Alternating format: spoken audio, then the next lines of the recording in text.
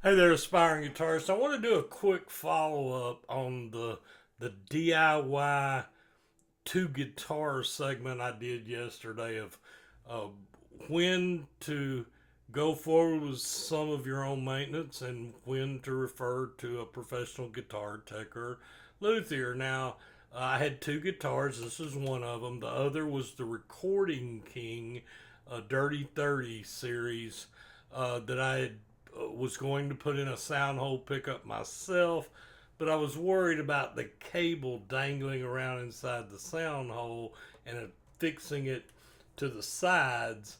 And that I let a Guitar Center uh, guitar tech do. He did a great job, and I covered that in the video. So this is my wife's Traveler Koa that they no longer make. I wish they would. I even talked to Traveler that they were that what I was told when I called them was that they were disappointed too. They really thought that it was going to sell better uh, than what it actually did, which just floored me because it's a beautiful guitar and it sounds fantastic. My wife loves it. Now it is a travel size guitar, but Traveler Guitars still makes some great little traveling guitars. I encourage you to look at their website, traveler.com, or to enter Traveler Guitar, and then it'll take you to it. So, anyway, how did the changing the tuners out? Remember, I pulled off tuner, went to the Grover website. I wanted locking tuners, and I clicked on their PDF, which gave me all the measurements and sizes to figure out that they were going to work before I got them. And, I had to measure the hole, and I did that, if you remember in the video, if you watched it, with a caliper. And then I actually used the caliper to measure from the side of the hole to where the screws went that actually hold it in. And I told you in another video that I tested one, it dropped in perfect. So I went ahead and uh, started the project, and I made a decision during the project that I was also going to change strings to a lighter gauge string, and that had an impact on things, and I'm gonna cover it. I mean, it really went well.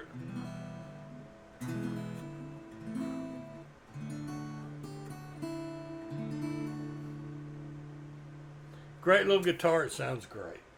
Now, after I changed the strings, I got a little bit of fret buzz, and so what did I do?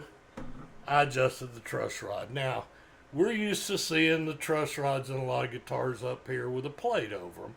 But remember, a lot of acoustics, especially Martins, for many, the truss rod will be up here, right here in the neck, and you have to come in the sound hole. That's why I have this special tool to make it easy. Now, you can do it with a little bitty hex wrench, but this certainly makes it easier.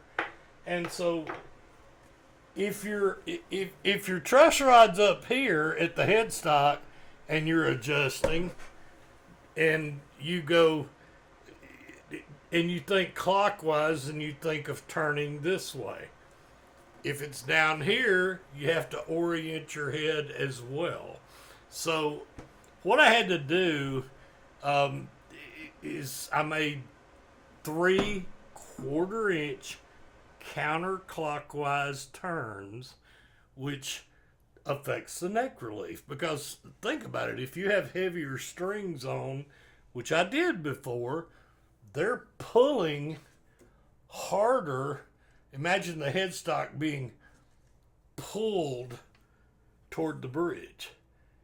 And so, when that happens, you're going to adjust the height of the string and the action.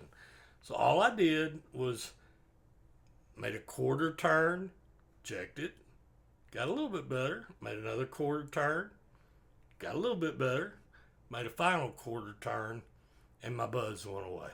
So, that that to me was a successful DIY easy project. Now I realize, having to look at figure out what tuners to go in this, that, and other, and you may be able to go into your local guitar shop with the guitar and the tech or luthier there can sell you the tuners, and you don't have to go buy them, online. But it's a beautiful guitar. It sounds good. I went from what I put on there. I really like these. I've been experimenting on a lot of different guitars, especially ones I play a lot, just for the sake of, I admit it. I'm old. My fingers. Anything I can do to make the tension and the sometimes pain. I have plenty of calluses. Um, but even so, if I can get a lighter touch, I'm going to take it. Now that can start the debate of, well, you're going to lose sound, you're going to lose this, you're going to lose that, and I get it.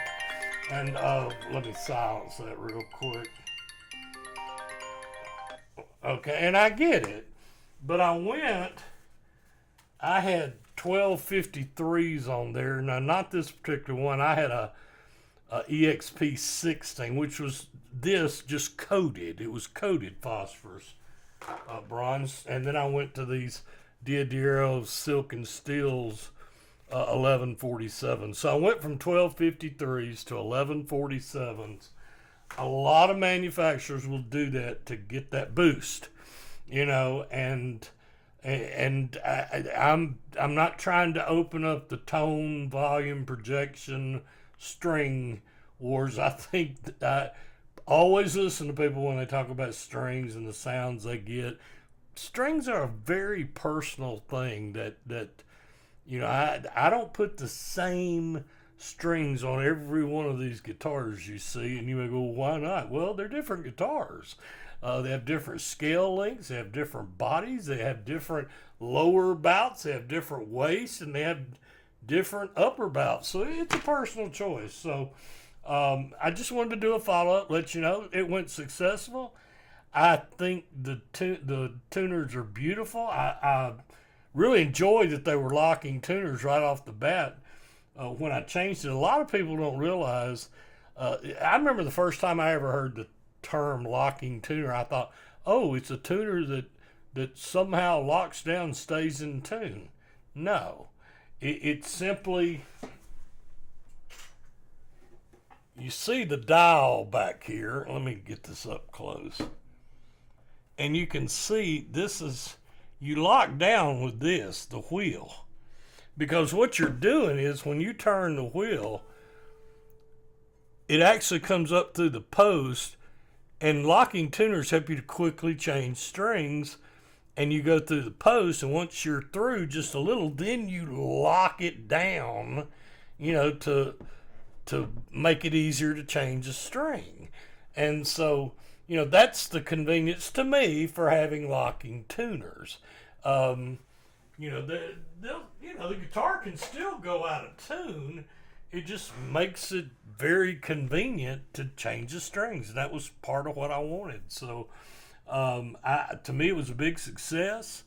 And, I go back to my original video, stop and think about what you're doing. Watch some YouTube videos. Use a budget or cheaper guitar to learn how to do things.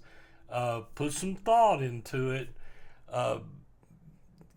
I'd hate to see you mess up a guitar, and that's the reason. So, I've done this a long time. I do a lot of my own maintenance, but I started out learning on not my high-end guitars. So, anyway, it's strings that I ended up with. That's personal choice. It's for your guitar journey. And I hope that guitar journey of yours is blessed. And like I always say, and I mean it, happy picking.